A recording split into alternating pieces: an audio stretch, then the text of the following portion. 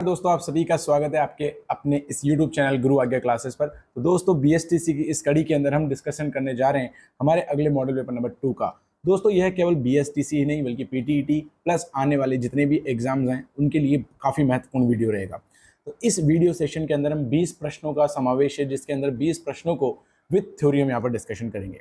ठीक है दोस्तों, आइएगा। तो सबसे पहला प्रश्न, जैसा कि आप देख सकते हैं, याद रखिएगा, मैंने आपको पहले ही बताया कि हर एक प्रश्न के अंदर आपको डायरेक्शंस को बहुत अच्छे से फॉलो करना है दोस्तों।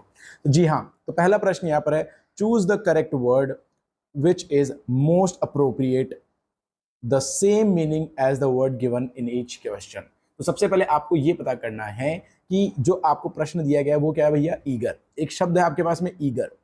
आपको बताना है कि इस ईगर से रिलेटेड कौन से शब्द है जिसका अर्थ भी सेम है। जी हाँ, तो ऑलमोस्ट आपको जो आंसर करना है वो है यहाँ पर सिनोनिम्स। तो देखिए, हमारे पास 4 ऑप्शन है, क्लेवर, कीन, पार्शियलिटी एंड डिस्टोर्शन। देखिए दोस्तों, क्लेवर जो अर्थ है, ये क्लेवर जो अर्थ है, इसके 2 मीनिंग होते हैं। पहला होता है इंटेलिजेंट। जी हाँ दोस्तों, इसका एक अर्थ होता है हमारे पास इंटेलिजेंट और दूसरा अर्थ दोस्तों बनता है स्मार्ट। यहीं पर दूसरा जो कीन है, कीन जो अर्थ है इसका बनता है मतलब एंशियस या फिर ईगर। और पार्शियलिटी तो होता है जब हम किसी में भेदभाव करते हैं या फिर किसी के फेवर में होते हैं या बायस होते हैं। ठीक है। और डिस्टॉर्शन तो होता है जब हम किसी चीज़ को बदल देते हैं, मोड़ देते हैं, बेंड कर देते हैं। जी हाँ, यहाँ पर 4 शब्द आपके पास हैं, चारों के अर्थ मैंने आपको बताए हैं। ईगर जो है उसका आपको एग्जैक्ट परफेक्ट आंसर बताना है। क्या यह क्लेवर बनता है, कीन बनता है, पार्शियलिटी बनता है या फिर डिस्टॉर्शन। तो जैसा कि आप देख सकते हैं, चारों अर्थ के बाद हम क्लियर आंसर बता सकते हैं भैया कीन का क्या बनेगा, ईगर का क्या बनेगा आंसर भैया, कीन बनेगा। That will be your option number 2। जी हाँ, तो सबसे पहला ही प्रश्न इस मॉडल पेपर में हमने किससे लिया है, सिनोनिम से लिया है। तो याद रखिएगा, BSTC और PTET के अंदर, PTET में तो इतना पोर्शन नहीं है, बट ठीक है, BSTC की बात करें तो 20 प्रश्नों का समावेश और जो कि 60 नंबर का है, उसके अंदर एक प्रश्न आपके सिनोनिम्स का भी टपकता है। बिल्कुल बढ़िया जी। चलिए अगले प्रश्न की ओर बढ़ते हैं। दूसरा प्रश्न आपके सामने, ध्यान से देखिएगा। ये वाला जो प्रश्न है ये WH वर्ड से आया है और WH वर्ड बेसिकली यहाँ पर क्या चीज को शो कर रहे हैं, ये बता रहे हैं यहाँ पर रिलेटिव प्रोनाउन को दोस्तों। इसको बता रहे हैं यहाँ पर, रिलेटिव प्रोनाउन को बता रहे हैं। तो आइए, रिलेटिव प्रोनाउन क्या होता है इसको समझते हैं। जैसे WH वर्ड होते हैं, व्हाट, क्या, वाई, क्यों, व्हेन, कब, अगर ये वाक्य के स्टार्टिंग में आते हैं और एंड में लगता है क्वेश्चन मार्क, तो दोस्तों ये बन जाते हैं WH वर्ड। परंतु अगर ये वाक्य के सेंटेंस जो भी है, मान लो 2 सेंटेंस के सेंटर में आते हैं, बीच में आते हैं और ये संबंध बताते हैं किसी सर्वनाम का, तो इसे हम कहते हैं रिलेटिव प्रोनाउन। ठीक है। तो आइएगा, तो पहला प्रश्न आपके सामने यहाँ पर, Rajni came here yesterday. Rajni came here yesterday, Rajni कल यहाँ आई, blank space, I was reading. अब रजनी कब आई, जब मैं पढ़ रहा था। जब मैं पढ़ रहा था, जब रजनी आई, तो आप ये देखिएगा कि जब का मतलब क्या हुआ, समय सूचक शब्द। तो आप सभी को देखना है कि समय सूचक शब्द यहाँ पर कौन सा है। हुम का मतलब होता है दोस्तों किसको, क्या होता है दोस्तों, किसको। और व्हेन का मतलब होता है यहाँ पर, वैसे तो होता है कब, लेकिन यहाँ पर रिलेटिव प्रोनाउन के अर्थ में वो क्या होगा इसका, जब। हु का मतलब होता है कौन, और रिलेटिव प्रोनाउन में इसका अर्थ क्या माना जाता है, जो। विच का मतलब होता है कौन सा, और रिलेटिव प्रोनाउन में जब भी बात करी जाती है इसका अर्थ बनता है जो। तो परफेक्ट आंसर कब आई रजनी भैया, जब मैं पढ़ रहा था। तो perfect answer would be your 2, that is when. Okay, चलिए, बहुत बढ़िया जी, बहुत बढ़िया, बहुत ही शानदार। चलिए, तीसरा प्रश्न कह रहा है आपको सब्स्टिट्यूट बताना है। प्रश्न को पढ़ लेते हैं। प्रश्न कहता है, आउट ऑफ द 4 ऑल्टरनेटिव, 4 आपके पास विकल्प है, एक बताओ किसको हम सब्स्टिट्यूट कर सकते हैं इस लाइन से। मतलब आपको इस पूरे सेंटेंस का भैया विकल्प बताना है। विकल्प बताओगे कब, जब आपको आते होंगे 1 वर्ड। क्या आते होंगे भैया, 1 वर्ड सब्स्टिट्यूशन, मतलब वाक्यों के लिए एक शब्द। ठीक है, ठीक है जी। देखिए, अगर यहां पर लिखा हुआ है कि अ पर्सन, प्रश्न को ध्यान से पढ़ो, मौज आ जाएगी प्यारे। A person who attends to the disease of the eye, मतलब आंखों की बीमारी को ठीक करने वाले डॉक्टर को क्या कहते हैं। आप कहोगे सर डॉक्टर कहते हैं, अरे हाँ बिल्कुल सही है आपका प्यारे आंसर, लेकिन 4 ऑप्शन अलग अलग है। ऑप्शन दे रखे हैं आपको, oculist, obstetrician, optimist and optician. 4 option, एक आंसर, सोच समझ के कीजिएगा। देखिए बच्चों, मैं आपको कुछ कुछ आंसर यहाँ पे बताता हूँ। ऑक्यूलिस्ट जो होता है, इसकी मैं डेफिनेशन में लिख देता हूँ, आपको प्रश्न से एक नहीं 4 सीखने को मिलेंगे। कितने, 4। देखिए, ऑक्यूलिस्ट एक पर्सन होता है बेसिकली जो क्या करता है, किसी इंसान के एग्जामिन करता है, किसको, आई को, मतलब आंखों का जो डॉक्टर होता है, नेत्र विशेषज्ञ जिसे कहते हैं। क्या कहते हैं प्यारे बच्चों, नेत्र विशेषज्ञ। नेत्र विशेषज्ञ जो होता है उसको हम बोलते हैं ऑक्यूलिस्ट। जी हाँ, तो आपको आंसर तो मिल गया, आप कहेंगे सर आंसर मिल गया, लेकिन ध्यान से सुनिएगा, ध्यान से सुनिएगा पूरे। अगला है, जैसे अगर हम इसमें ध्यान से देखेंगे, ऑब्स्टेट्रिशियन। ये क्या होता है? प्रसूति विशेषज्ञ होता है। क्या होता है बच्चों? प्रसूति विशेषज्ञ। बहुत सारे बच्चे सोच रहे होंगे सर ये प्रसूति क्या होता है? प्रसूति का मतलब होता है बेसिकली, जैसे कोई महिला प्रेग्नेंट है, if a woman is pregnant, तो उनका जो ट्रीटमेंट करेंगे उस डॉक्टर को हम कहते हैं ऑब्स्टेट्रिशियन। अगला बनता है ऑप्टिमिस्ट। ऑप्टिमिस्ट तो भैया एक आदमी होता है जो आशावादी होता है। क्या होता है? आशावादी होता है, जो बहुत अच्छा है, जो सारी चीजें देखता है। ठीक है, अगला इसमें है ऑप्टिशियन। क्या है दोस्तों? ऑप्टिशियन। ऑप्टिशियन बेसिकली एक आदमी होता है जो क्या करता है? प्रकाश विज्ञान की बात करता है। किसकी बात करता है दोस्तों? प्रकाश विज्ञान की बात करता है। प्रकाश विज्ञान की बात करता है। कहने का मतलब ऑप्टिशियन वो आदमी हुआ जो आई चेकअप तो करता है लेकिन ग्लासेस बेचता है, मतलब चश्मे वगैरह बेचता है, तो उसको हम बोलते हैं ऑप्टिशियन। अब हमारे पास जो प्रश्न था वो क्या था? A person who attends to the disease of the eye is an. जो आई रिलेटेड डिजीज को ठीक करता है उसको हम दोस्तों बोलेंगे ऑक्यूलिस्ट। क्या बोलेंगे? ऑक्यूलिस्ट। याद रखिएगा, बहुत सारे लोग अलग अलग ऑप्शन बताएंगे, अलग अलग आंसर देंगे, कंफ्यूजन में ना रहें, चारों ऑप्शन चेक करें, चारों का एक्सप्लेनेशन चेक करें, उसके बाद परफेक्ट आंसर की तरफ बढ़ेंगे। तो यहाँ पर आंसर क्या रहेगा? ऑक्यूलिस्ट। ठीक है, अच्छा, ऑप्टिमिस्ट इसका मतलब आशावादी होता है, इसका अपोजिट होता है पेसिमिस्ट। क्या होता है दोस्तों? पेसिमिस्ट। इसकी स्पेलिंग मैं आपके सामने लिख देता हूँ। पेसिमिस्ट का मतलब होता है निराशावादी, एक इंसान जो हर चीज में नेगेटिव सोचता रहता है। तो आप नेगेटिव कभी भी ना हो, हमेशा पॉजिटिव सोचिएगा। आइए प्रश्न संख्या 4 की तरफ बढ़ते हैं। जी हाँ, तो प्रश्न संख्या 4 आपके सामने है। आपको फिल इन द ब्लैंक बनना है, 4 ऑप्शन है। बहुत ही बढ़िया, मतलब इतना बढ़िया ऑप्शन है, इतने बढ़िया आंसर है जिसकी कोई हद नहीं है। देखो लिखा है ही वॉज एडवाइज्ड, उसे सलाह दी गई। Blank space the seminar without preparation, बोला गया कि भैया उसको सलाह दी गई कि बिना प्रिपरेशन के आप सेमिनार को अटेंड मत करना, है ना? विदाउट आ रहा है। तो देखो जब भी ऐसा केस आता है बेटा, है ना, एक साथ जब भी केस आता है तो इसमें आप चारों ऑप्शन को एक बार लगा कर देख लो। चारों ऑप्शन क्या कह रहे हैं? To not attend, not to attended, to not to attend, not to attend. ध्यान से देखो, मैं आपको कुछ रूल सिखाता हूँ यहाँ पे। ठीक है, एक रूल ये कहता है इन्फिनेटिव का 2 प्लस वर्ब की फर्स्ट फॉर्म। ठीक है, अगर 2 प्लस वर्ब की फर्स्ट फॉर्म में अगर इसमें देखूंगा तो देखो 2 के बाद नॉट आ रहा है, यहाँ फॉलो नहीं है। यहाँ पर भी 2 के बाद वर्ब की सेकंड फॉर्म है, ये भी फॉलो नहीं हो रहा। 2 के बाद यहाँ पर वर्ब की फर्स्ट फॉर्म आ रही है, लेकिन नॉट के पहले 2 आए ऐसा कोई जरूरी नहीं है। तो परफेक्ट आंसर यहाँ पे देखो 4 को आप यहाँ पे सेटल करके देखिएगा। आंसर देखिए, he was advise not to attend the seminar without preparation. तो परफेक्ट आंसर क्या होगा दोस्तों? 4th will be your correct answer. चलिए, तो मात्र केवल अरेंजमेंट के हिसाब से आंसर हुआ। तो याद रखिएगा, बहुत सारे प्रश्न ऐसे भी होंगे जो अरेंजमेंट से बनेंगे, बहुत सारे वन वर्ड, सिनोनिम्स, एंटोनिम्स, अलग अलग तरह के क्वेश्चन है। पूरे पेपर को एंड तक बहुत ध्यान से देखना दोस्तों। ठीक है, चलिए अगला प्रश्न संख्या 5 लिखा है, चूज अ सब्जेक्ट, सॉरी देखिएगा, choose a subject from the given option and complete the sentence. ये तो बहुत बढ़िया लाइन है जो आपने बहुत पहले सुनी है। Blank space a day keeps the doctor away. अरे जी बढ़िया, आप बताएंगे sir an apple a day, मतलब एक सेब खाओ डेली और आपके डॉक्टर साहब क्या रहेंगे आपसे दूर। कारण एप्पल में जो न्यूट्रिएंट्स होते हैं वो आपके शरीर के लिए बहुत अच्छे होते हैं। अब देखिए एक्वेरियम, एक्वेरियम तो होता है जहाँ मछली रहती है, मछली का घर जिसे कह सकते हैं। ब्रेकफास्ट तो आप जानते ही हो, सुबह उठने का, मस्त खाने का मैंगो। हाँ जी बिल्कुल बिल्कुल बिल्कुल, गर्मी का माहौल चल रहा है, मैंगो का सीजन है, बहुत ही प्यारी चीज़ है, मैं समझता हूँ।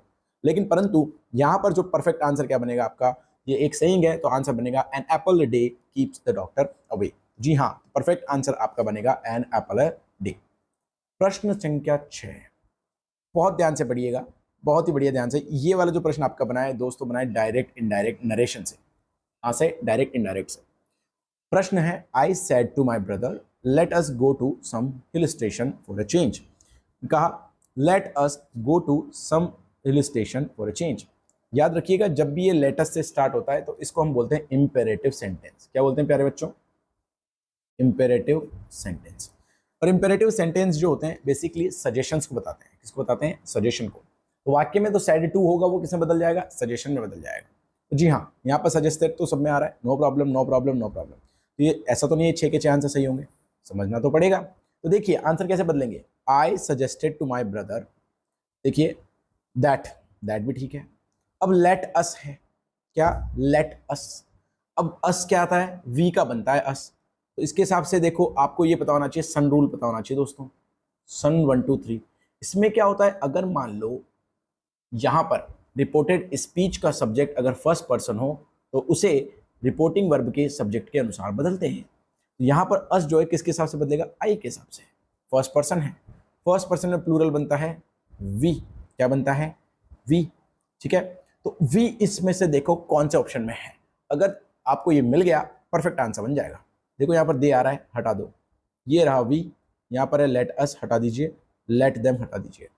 बेटा मात्र एक छोटा सा रूल और आपका सही आंसर आ गया, पूरा वाक्य पढ़ने की जरूरत भी नहीं है, ठीक है। आया समझ में, बहुत आसान है। अगर दिक्कत हो आप कमेंट करो और पूछ लो जो प्रश्न की, अगर आपको एक्सप्लेनेशन और भी चाहिए हो तो।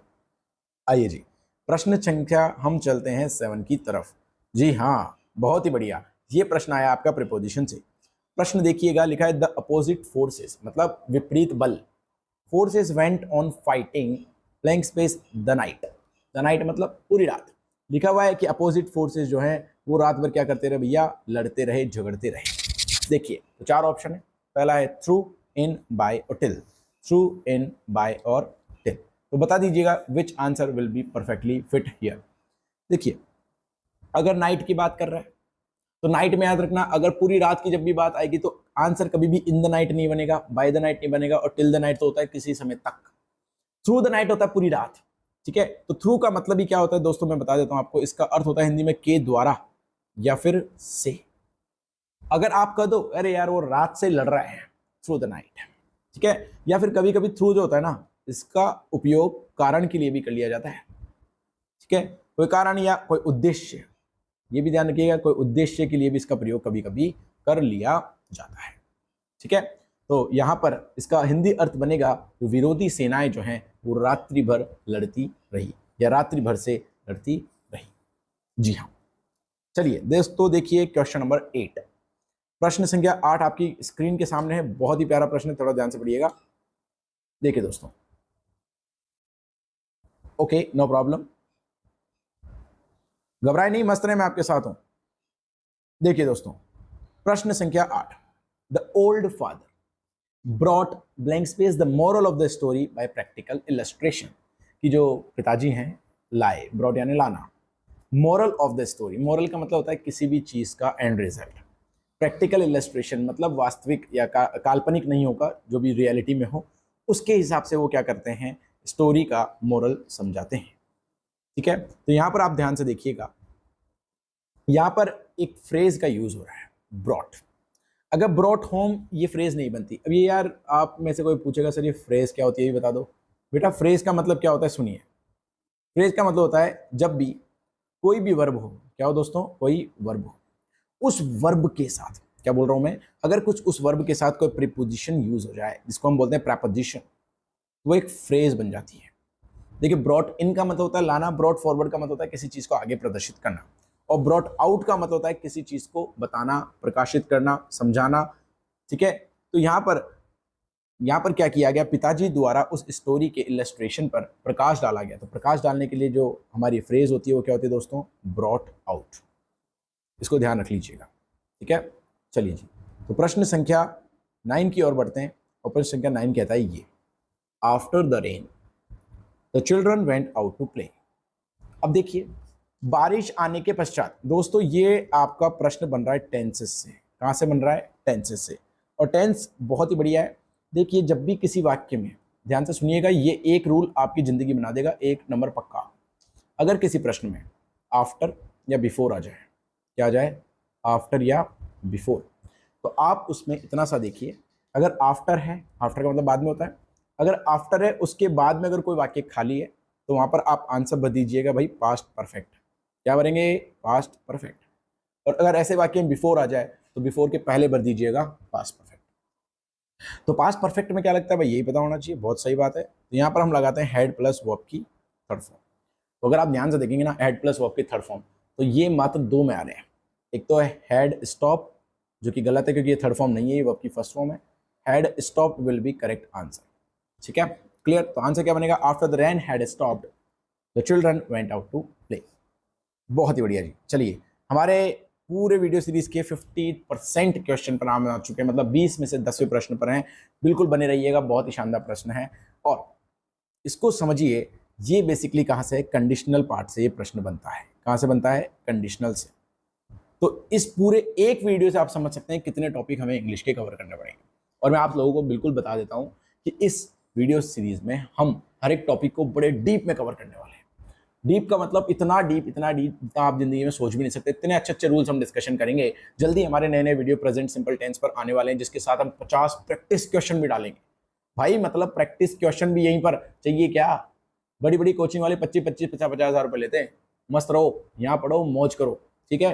क्योंकि ये गुरु की आज्ञा है साहब। किसकी आज्ञा है? गुरु की आज्ञा है। यही आपकी क्लासेस है, इसलिए हमने नाम भी बड़ा यूनिक रखा है, गुरु आज्ञा क्लासेस। देखिए प्रश्न आपके पास है, if Manisha comes tomorrow, if Manisha comes tomorrow we blank space to picnic.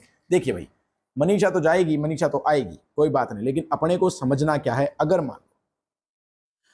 अगर मान लो हमारे क्लॉज के अंदर इफ के बाद में प्रेजेंट सिंपल टेंस हो, रट के जाना भाई, इफ के बाद में क्या हो, प्रेजेंट सिंपल टेंस। अगर इफ के बाद प्रेजेंट सिंपल टेंस है तो बाद वाले वाक्य में बेटा फ्यूचर सिंपल टेंस होगा। क्या होगा भाई? फ्यूचर सिंपल टेंस होगा। छाप लो। अब आप बोलोगे प्रेजेंट सिंपल क्या होता है? बेटा वर्ब की फर्स्ट फॉर्म होती है, या फर्स्ट फॉर्म में एस या ईएस होता है। फ्यूचर सिंपल क्या होता है भैया? इसमें लगता है विल, शैल और वर्ब की फर्स्ट फॉर्म।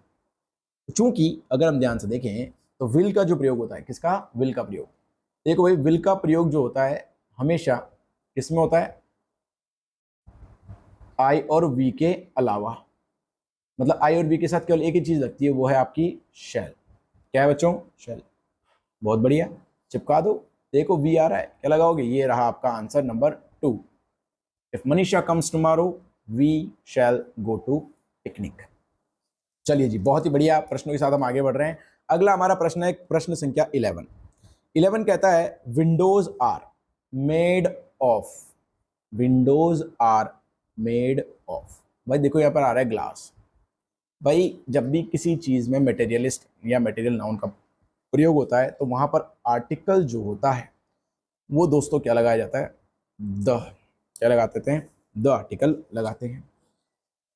लेकिन एक चीज ध्यान रखना, कभी कभी ये बहुत कम रेयर केस में होता है। असली रूल मैं बताऊँ, जब भी कोई मटेरियल नाउन भी हो तो वो जनरली क्या होता है, किसी भी प्रकार का आर्टिकल नहीं लेती, द भी नहीं लेती। द बहुत रेयर केस में होता है। तो अगर आप यहाँ पर देखोगे, ग्लास जो है वो क्या है? एक मटेरियल है, एक धातु है। धातु के केस में आर्टिकल लगाना ही नहीं है अपने को, ना ए, ना एन, ना द, ना कुछ। तो डायरेक्ट आंसर आप क्या लगा दो इसमें? No article. क्या लगाओगे? No article. चलो आइए प्रश्न संख्या 12 की ओर बढ़ते हैं।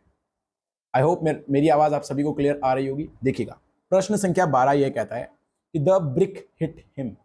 द ब्रिक यानी ईंट जो है उसको हिट करती है इन ब्लैंक स्पेस फेस। देखो यहां पर चेहरे की बात की गई है।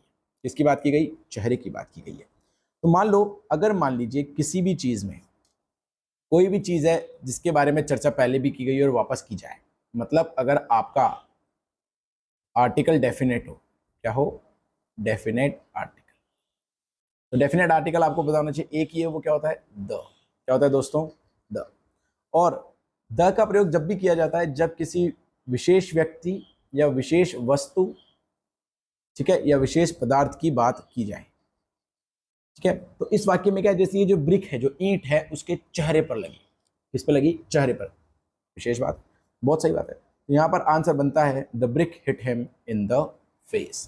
ठीक है भाई, the brick hit him in the face. चलिए जी अगले प्रश्न की ओर बढ़ते हैं। डिक्शनरी विल, देखिएगा लिखा हुआ है dictionary will give you the meaning of these words. ये कह रहा है कि इन शब्दों का अर्थ आपको कोई से भी डिक्शनरी दे सकती है। हाँ, डिक्शनरी तो सब अलग। देखो कोई भी एक शब्द ढूंढोगे, जैसे मान लीजिए मैं गो जाके ढूंढूंगा, तो भाई एक किसी भी डिक्शनरी में जाओ, आंसर आपको क्या मिलेगा? गो का जाना। सही बात है। तो उसी प्रकार ये कह रहा है कि blank space dictionary will give you the meaning of these words. मतलब कोई भी डिक्शनरी आपको कोई भी मतलब ये अर्थ बता सकती है। तो ऐसे केस में देखिएगा, देखो सम डिक्शनरी नहीं, ऑल डिक्शनरी कह सकते हैं। फ्यू, फ्यू का मतलब होता है न के बराबर। क्या होता है इसका मतलब? न के बराबर। एनी का मतलब होता है कोई भी। क्या मतलब होता है दोस्तों? कोई भी। मैनी का मतलब होता है बहुत सारे। चूंकि यहाँ पर सारे प्रश्न आपके सामने हैं और इन सब में सबसे बेस्ट ऑप्शन जो बनता है वो बनता है एनी। क्या होता है? एनी। एनी एक ऐसा शब्द है जो सिंगुलर और प्लूरल दोनों के साथ ही आता है। जी हाँ, ठीक है। और एनी का प्रयोग अनकाउंटेबल नाउन के साथ भी हो सकता है। तो perfect answer will be any dictionary will give you the meaning of these words will be the correct answer in this particular case. आइए दोस्तों आगे बढ़ते हैं। तो आगे बढ़ने की कड़ी में आप देखेंगे प्रश्न संख्या 14 और 15 में भैया कुछ स्पेशल डायरेक्शन आपको दिए हैं, थोड़ा ध्यान से पढ़िएगा। कहता है कि आपको फिल इन द ब्लैंक्स भरने हैं, कुछ ऑप्शंस दिए हैं। तो इनमें टेंस भी आ सकता है, डायरेक्ट इनडायरेक्ट भी आ सकता है, एंटोनिम सिनोनिम भी आ सकता है। पढ़ना बहुत ध्यान से प्रश्न को। लिखा है द आउटकम, क्या लिखा है? The outcome of the election is a conclusion. Is a conclusion. यहां पर देखिए कंक्लूजन जो आया है ये एक तरह की ईडियम है। क्या दोस्तों? ईडियम बोले तो मुहावरे लोकोक्तियों से है। तो इस ईडियम को तो आप रट लीजिए, इसे हम कहते हैं अ फोरगॉन कंक्लूजन। क्या कहते हैं? अ फोरगॉन कंक्लूजन। और ये फोरगॉन की स्पेलिंग कौन सी होगी ये अत्यधिक महत्वपूर्ण है। देखिए तो फोरगॉन की स्पेलिंग जो है वो यहाँ पर है FOREGONE। FOREGONE। यहाँ पर परफेक्ट आंसर जो बनेगा वो बनता है दोस्तों outcome of the election is a foregone election conclusion. तो perfect answer will be your 2। ठीक है जी, आगे आइए। अगला प्रश्न बहुत ही शानदार है, आपको वही फिल इन द ब्लैंक्स वाली डायरेक्शन दी गई है। अप्रोप्रिएट प्रीपोजिशन भरना है। क्या बनना है भाई? प्रीपोजिशन आपको इसमें भरना है। देखिए the terms given you are not acceptable blank space me. जब भी ऐसा कुछ आ जाए तो कह दे कि जो आपने कंडीशन बताई है मुझे एक्सेप्टेबल नहीं है, तो हम इसमें बोलते हैं एक्सेप्टेबल टू मी। क्या आंसर बनता है दोस्तों? Acceptable to me. ये मुझे एक्सेप्टेबल नहीं है, टू लगेगा। टू और भी जगह लगता है, टू लगता है जैसे मान लीजिए आप एक जगह से दूसरी जगह जा रहे हैं, डेस्टिनेशन दी गई है, आई एम गोइंग टू गुरु आज्ञा क्लासेस, तो उस केस में भी आप टू लगा सकते हैं। ठीक है, ओके। अगला प्रश्न देखिए, प्रश्न संख्या 16। जी हाँ, आपके सामने फिर से आ चुके हैं बहुत ही बढ़िया धांसू चीजें, जिसे हम कहते हैं क्या भाई? क्या कहते हैं भाई बता दो? हम कहते हैं इन्हें वन वर्ड। बहुत बहुत बहुत ही काम की चीज है। मैं आपको सारे सिखाऊंगा, इसमें जो लिखे हैं तो सारे के सारे पढ़ लेना। देखिए भैया, ये प्रश्न तो पूछा है मर्डर ऑफ ब्रदर, ये आपको समझ में आएगा, पहले बाकी सीखो। देखो सबसे पहले अगर हम होमिसाइड की बात करें, जब आप किसी और को मारते हैं, किल अनादर, उसको मर्डर को बोलते हैं अपन होमिसाइड। ठीक है, अगला है आपके पास इनफेंटिसाइड, मतलब छोटे शिशु बाल हत्या या बच्चों को मारने को हम कहते हैं इनफेंटिसाइड। और अगर पेट्रीसाइड की बात करें, जब किसी फादर की अगर डेथ की जाए या मार दिया जाए, उसको बोलते हैं पेट्रीसाइड। और फ्रेट्रिसाइड होता है दोस्तों ब्रदर की मृत्यु। इसकी? ब्रदर की। और अगर मदर की आ जाए तो दोस्तों याद रखना बनेगा मेट्रीसाइड। क्या बनेगा? मेट्रीसाइड। यहाँ पर परफेक्ट आंसर क्या बनेगा दोस्तों? Fratricide will be the correct answer in this particular question. आइए जी, पहला अगला प्रश्न है नो सूनर। वाह, क्या है भाई? No sooner did I get into the bus when it started moving. क्या? When it started moving. अब यहां पर देखो, मैंने व्हेन को किया है लाल। क्या किया है भाई? लाल। अब आपको क्या करना है, ये बताना है कि नो सूनर इस पूरे वाक्य में क्या गलत है। देखो नो सूनर जब भी आता है ये एक कनेक्टर का काम करता है। किसका काम करता है? कनेक्टर का, जिसको आप कंजंक्शन भी कह सकते हो। क्या कह सकते हो भाई? कंजंक्शन। तो याद रखना कंजंक्शन जो है इसका पूरा नाम है भैया, नो सूनर के बाद लगना चाहिए हमेशा देन। क्या लगता है? देन। और ये देन भी कौन सा है? कंपेयर करने वाला। तो वो परफेक्ट आंसर कौन सा आपका? नंबर 3। ये देन तो होता है बेसिकली जब समय सूचक हो, वाइल होता है जब वही दो कार्य एक साथ हो रहे हो तो बताने के लिए। ठीक है, और कोई इंप्रूवमेंट इसमें कोई परफेक्ट आंसर नहीं है, तो correct answer will be your then.